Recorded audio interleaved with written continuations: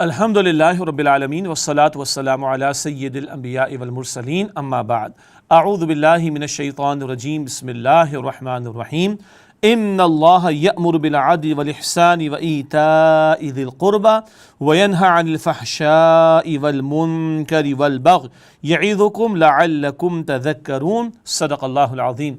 اللہم صلی وسلم علی نبینا محمد رب اشرح لی صدری ویسر لی امری واحلل عقدۃ من لسانی یفقہوا قولی واجعل لی وزیرا من اہلی آمین یا رب العالمین۔ ناظرین کرام السلام علیکم ورحمۃ اللہ وبرکاتہ۔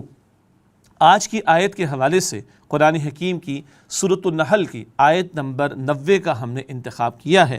جمعے کے خطبات میں بھی اکثر ائمہ اس آیت کریمہ کی تلاوت کرتے ہیں۔ بہت پیاری اور جامع آیت ہے جس میں اللہ تعالیٰ نے 3 کاموں کے کرنے کا حکم دیا اور 3 باتوں سے منع فرمایا، اور بڑی اہم معاشرتی ہدایات ہمیں عطا ہو رہی ہیں۔ ارشاد سورہ نحل کی آیت نمبر 90 میں ان اللہ یأمر بالعدل والاحسان وایتاء ذی القربى، بے شک اللہ سبحانہ وتعالیٰ اللہ سبحانہ وتعالیٰ حکم دیتا ہے عدل کرنے کا اور احسان کرنے کا اور رشتہ داروں کو حق ادا کرنے کا۔ 3 باتیں اللہ تعالیٰ نے بتائیں اور ان کا حکم عطا فرمایا، عدل کرنا۔ عدل ہمارے دین کی بہت ہی پیاری تعلیم ہے، اور اس کا ایک سادہ مفہوم یہ ہے کہ جس کا جو حق بنتا ہو وہ اس کو دیا جائے۔ یہ عدل اولاد میں بھی مطلوب ہے، یہ عدل اپنے اسٹاف میں یا اپنے امپلائیز ملازمین میں بھی مطلوب ہے، یہ عدل اگر ایک سے زائد کسی کے نکاح ہو تو وہاں بھی مطلوب ہے۔ جو حق بنتا ہے وہ کسی کے حوالے کر دینا، یہ بھی اس کی ترجمانی کی گئی ہے، اور اس کو کہا گیا یہ قانون کا تقاضا ہے، اور معاشرے کے اندر قانون کی پاسداری ضروری ہوا کرتی ہے۔ البتہ بالا تر قانون کون سا ہے؟ جو وحی کی تعلیم کے ذریعے ہمیں قرآن و سنت کی روشنی میں عطا ہوا ہے۔ دوسرا ذکر آیا والاحسان، اور اللہ احسان کا حکم دیتا ہے۔ احسان کا لفظ حسن سے بھی ہے، یعنی ہر معاملے میں عمدگی کا رویہ اختیار کرنا۔ اللہم اعنی علی ذکرک و شکرک و حسن عبادتک، فرض نمازوں کے بعد کی مسنون دعا، اے اللہ میری مدد فرما اپنے ذکر کے لیے اور اپنی شکر کے لیے اور اپنی حسین عمدہ عبادت کے لیے۔ البتہ یہاں اس کی ایک اور پہلو سے ترجمانی کی گئی ہے کہ عدل قانون کا تقاضا ہے، قانون اس کے لیے بنیاد بنتا ہے۔ احسان اخلاقی رویہ ہے، یعنی ایک شخص سے ہم نے معاملہ طے کیا اور اس سے کہا کہ تم یہ کام کر دو، تم 1000 روپے تمہیں دیں گے، اس سے کام کیا اور اچھے انداز سے کیا، تو قانون کیا ہے جی؟ عدل کیا ہے؟ اس کو 1000 روپے دے دو۔ احسان کیا ہے؟ 1100 روپے دے دو۔ یہ ہے فیاضی والا رویہ، عمدہ اخلاق والا رویہ۔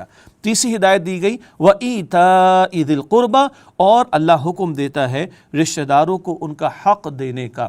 یعنی آج تمہارے رشتہ دار، ویسے تو ایک حقوق ادا کرنا حسن سلوک بھی ہوتا ہے، اور یہ کسی کی مالی مدد بھی ہوتی ہے، یا مشکلات میں کام آنا بھی۔ یہ جو تم آج کسی کی مالی مدد کر رہے ہو، مشکلات میں کام آ رہے ہو، احسان نہیں کر رہے ہو، وہ احسان اردو والا، بلکہ تم اپنا فرض اور اس کا حق ادا کر رہے ہو۔ ترتیب دیکھیے، عدل قانون 1000 روپے طے کیا، دے دو۔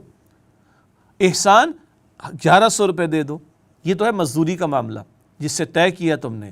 اور ایک رشتہ دار کا معاملہ، اپنا فرض جانو اور آگے بڑھ کر اس کے ساتھ اس سے سلوک کرنے کی کوشش کرو۔ یہ 3 احکامات ہیں جن کے تعلق سے کرنے کا حکم دیا جا رہا ہے، اور معاشرہ ان خطوط پر استوار ہو تو کس قدر پیارے معاشرے ہوں گے اندازہ کیا جا سکتا ہے۔ 3 باتوں کو منع فرمایا۔ وَيَنْهَى عَنِ الْفَحْشَاءِ، اللہ بے حیائی سے منع فرماتا ہے۔ اور جان لیجئے رحمان کی دعوت کیا ہے؟ بے حیائی کو چھوڑ دو۔ شیطان کی دعوت کیا ہے؟ سورۃ البقرہ میں ذکر آتا ہے یأمرکم بالسوء والفحشاء، وہ برائی اور بے حیائی کی دعوت دیتا ہے۔ اور بے حیائی کی ذیل میں سادہ سی بات یہ ہے، اللہ تعالیٰ نے ایک فطری جذبہ انسان میں رکھا اور اس کی تکمیل کے لیے نکاح کا پاکیزہ بندھن عطا فرمایا۔ اب جو اس پاکیزہ بندھن کو چھوڑ کر کوئی اور راستہ اختیار کرے تو وہ زنا کی طرف جانے کا معاملہ۔ اب وہ سارے امور جو زنا کی طرف لے جائیں اور ناجائز تعلقات کی طرف لے جائیں، وہ سب بے حیائی میں شامل ہو جائیں گے۔ بے پردگی ہو، فلم ڈرامے ناچ گانے ہوں، عورتوں کو بے پردہ بنا کر پیش کیا جانا ہو، بے غیرتی کا ثبوت پیش کیا جانا ہو، یہ سب اس میں داخل۔ تو اللہ کیا فرماتا ہے؟ وَيَنْهَى عَنِ الْفَحْشَاءِ، اللہ منع فرماتا ہے بے حیائی کے کاموں سے، وَالْمُنْكَرِ، اور منکر سے۔ منکر وہ کہ جس کو فطرت انسانی بھی ناپسند کرتی ہو، شریعت بھی منع کرتی ہو، وعدہ خلافی کا معاملہ، جھوٹ کا معاملہ، دوسروں کا مال ہڑپ کر جانے کا معاملہ، منکرات جس سے دین بھی منع فرماتا ہے، اس سے روکا گیا کہ ان کو چھوڑ دو۔ والبغی، اور اللہ تعالیٰ سرکشی سے تمہیں منع فرماتا ہے۔ سرکشی، زیادتی، اس میں حقوق العباد کو پامال کرنا، بندوں کے ساتھ زیادتی کرنا، ان پر ظلم و ستم کرنا سب شامل ہے۔ تو اللہ بے حیائی سے، منکر سے اور سرکشی اور زیادتی کے کاموں سے منع فرماتا ہے۔ یعظکم لعلکم تذکرون، اللہ تمہیں نصیحت فرماتا ہے تاکہ تم دھیان کرو اور ان تعلیمات پر عمل کرو۔ اللہ تعالیٰ ان ہدایات پر مجھے، آپ کو، ہم سب کو عمل کرتے ہوئے ہمارے معاشروں کو بہتر معاشرے بنانے کی توفیق عطا فرمائے، آمین یا رب العالمین۔ وآخر دعوانا ان الحمد للہ رب العالمین، والسلام علیکم ورحمۃ